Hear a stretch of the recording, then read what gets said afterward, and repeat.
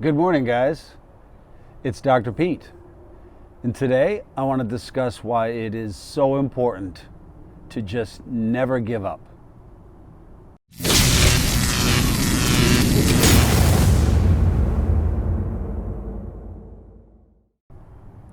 Do you ever just have some of those days when you feel like, why bother? Like everything's stacked against you and everything you do doesn't work? People around you are ripping at you constantly, and it feels like you just want to explode. I think we've all had these moments for sure, and I know I have. And I want to give you a little perspective about some things that happened in my life, and maybe will help you to gain some perspective in yours. So, the first part of my little conversation here is maybe a sensitive subject today and even over the last week, and it's on suicide. I want to take myself and take you on a journey with me back to 1980. I was 17 years old. I was a captain of the football team. I was a class president and just a kind of a well-known kid in the high school. Was very social. So I had a lot of friends. I had built a lot of relationships. And one afternoon, a friend of mine asked me to take a ride to Hampton Beach, New Hampshire, if you're not from around here. So off I go, and being a high school kid and feeling like I was indestructible, I decided that we would all get some beer and hang out at the beach at Hampton in the middle of March. Unfortunately, the police officers that were perusing the beach kind of thought it was strange that a bunch of guys were sitting on the beach in winter jackets. So they came over and they frisked us, and they found a beer in my pocket. What that led to was an arrest. Cuffed, stuffed, thrown in the back of a black and blue, a black and white, off to the jail at Hampton Beach. Kind of an awful feeling, me and two other buddies sitting in a cold cell thinking, holy crap, what just happened? Now, more importantly, I had a very loving yet strict father at home waiting for me to return. When I got home, surprisingly, he didn't whack the piss out of me, which I thought was going to happen. He told me that I have made my choice, I made my bed, now I had to sleep in it. And I was kind of confused. I'm like, what the heck does that mean? But apparently, when you're somebody who people have their eye on, they scrutinize the hell out of you. And they'll jump on the first opportunity to drag you down off of your pedestal. And certainly that's what happened. I went back to school and took a lot of heat. Not from the kids that were like me, because we were all partiers, but the school didn't like it too much. That means that the principal and the vice principal that I was close to, really came down upon me. And I was called out in it was like an all-school assembly. And they used me as a scapegoat, what not to do, and the embarrassment that I placed upon my family and myself. Back then when I was 17, I didn't need anybody to tell me how to think, what to do, or anything, because I had the world figured out. Maybe like you do now, I don't know. But at any rate, I felt alone and isolated and angry, very, very, very angry. And in reality, I should have been angry at myself for a crappy decision, but in the end, that anger was placed towards people that had something to say about it. And, for at least 2 weeks, I was planning my death. It was a lonely, frustrating time. And I don't think I've ever told anybody that, so here we go. Sometimes you just need to let it out there and hopefully it helps somebody else. But for weeks, 2 weeks, every day I thought about pulling that car in the garage and turning it on.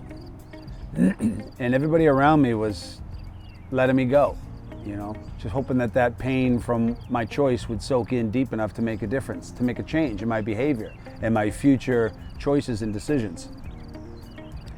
But for those couple weeks, that wasn't my reality. I was just one angry son of a gun. And I wanted to inflict pain back on the people that were inflicting it upon me. So my immature brain kept telling me that this is the time to just end it, and that'll bring them some pain. And out of the blue, my father put his arm around me in the driveway. and he just asked me, how you doing?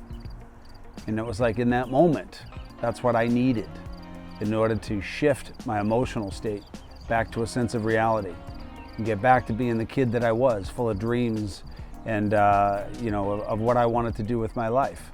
I certainly didn't want to end it, but that's what I thought was appropriate at that time. Before I go any further, I want you to know that if this is you and you feel like this, go get help. All right? Get help immediately. Just tell somebody so you can get past this. There's so much more life to live. Life is amazing. Sometimes it tests us, and it tests us hard during times when we don't feel good. And it can really upset the balance of who you are, and sometimes, it could take you out. Anyway, I was able to get past that moment in life and begin to grow and develop again. Now, I want to fast forward you about, maybe 30, 35 years. And, I don't know if you know this, but I was a neurology instructor. I taught neurology and clinical applications in neurology all over Europe and the United States. So I happened to be in Zurich, Switzerland, doing a conference on neurology. And I was with another doctor, and we flew back to London Heathrow on way back to the United States. But my friend had never really flown through that area before. He got confused about where to go, and time was running out on his flight. So I said, come on, you're in London Heathrow. You don't just go to the next concourse. You got to get on a bus and drive halfway across the airport to get to where you're going.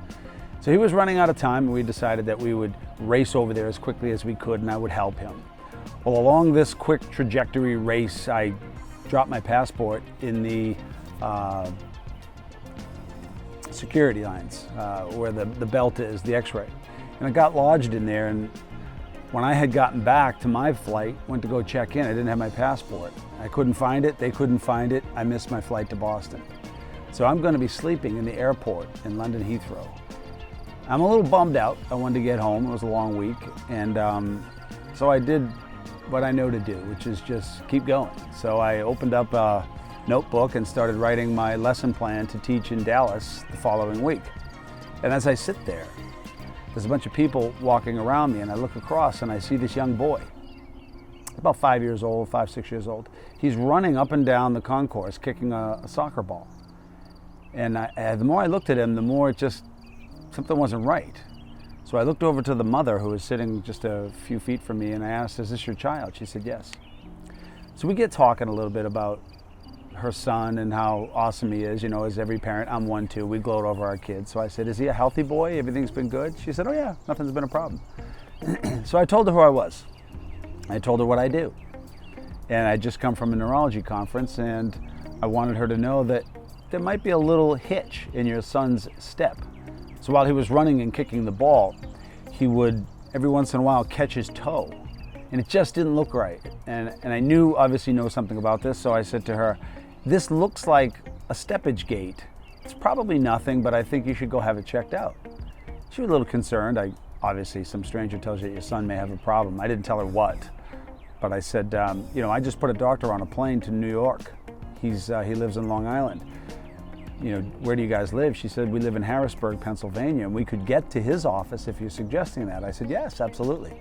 So next week, I get a call from that doctor. Hey, a little reminiscent about the week we had and about helping him to get out on that flight. And he said to me, I'm seeing this young boy from Harrisburg. Did you send him here? I said, I did. He goes, what did you see? I said, he's got a steppage gait in that right lower extremity. It's probably cerebellum in nature, just some doctor lingo. And he said, all right. He goes, you think we should run an MRI? I said, yeah, that's why I sent him to you. Just run the MRI, let's see what we've got. So the MRI came back, and he had a brain tumor. He had what's called a pancerebellar tumor, which is a large tumor in the back of the brain that we only see 5 times in the United States all year. So fortunately, this young boy wound up at Johns Hopkins University for treatment, and his life was saved as a consequence of that one moment of me sitting in London Heathrow, seeing something, feeling something, and speaking up about it.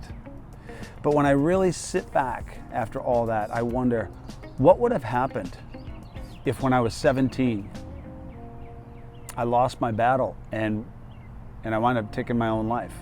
What would have happened to that little boy? And in reality, it's pretty probable that he would have joined me. We'd both be dead. I don't know if you ever saw the movie It's a Wonderful Life with George Bailey, who's played by Jimmy Stewart. He wants to be dead because he thinks he'd be better off dead because there's more money in his death from the life insurance than not, and his family suffering. But all the little events of his life, like his little brother, I forget his name in the movie, but George saves him from drowning. And if he had taken his own life or was never born, then his brother would have died that day as a youngster. Of course, his brother wins the Congressional Medal of Honor for saving a whole bunch of troops on a ship while he shoots down a plane that's about to take them all out. All those people would have died as well. So there's something that I want to call all this. I like to call it connecting the dots. And when you're in an emotional time of your life, no matter when it is, it's hard to see what it all means at that time. You're too close to the event. But the longer you move forward, you look back on the events of your life that seem to make no sense while you were in it. Just complete, utter, pardon my French, shit show. It didn't make any sense. It was chaos, it was pain, it was anger, frustration. And it's like you just want to scream and take your life. No, you have to understand, years from now, perhaps, that moment will be emblazoned upon the history of your life and will be just as equally as important as raising a child or having a baby or starting a business. They're all part of it. You have to understand that. So you have to be able to move past that and connect the dots. But those dots take years to connect. So as years went by and I was planning to give a presentation to some young kids, this is what came to mind. That polarizing moment in 1980 when I was 17 years old, when I got busted for drinking alcohol on a beach, which was a poor choice that I made. That choice. It was terrible. But the fact that I did not take my life allowed someone else to live. And what will that boy do now when he becomes a man? What will be his trajectory in life? You see, somehow or another, we're connected to each other. So it's important that at the times when you don't feel right and you just don't feel stable and you want to take your life, don't do it. Don't do it. There's meaning in that moment. There's meaning in that pain that you're suffering from. And if you stick with it and you stay your course and get love and support, at the end of the day, you'll look back and you'll connect the dots and you'll say, my God, if all that crap didn't happen to me, I wouldn't be where I am today, and I wouldn't have had the impact upon other people as well. So if you're suffering on that level, go get help. Or if you're just in a really crappy place, remember, it's not going to last forever, and it does have meaning. You just can't see it today. In time, you'll learn how to connect the dots. So that's it. That's what I got for you today. These videos are great for me. It helps me to go back and review my life and remind myself of what I have created and what I want to create next. So if you like this video, throw a thumbs up at me.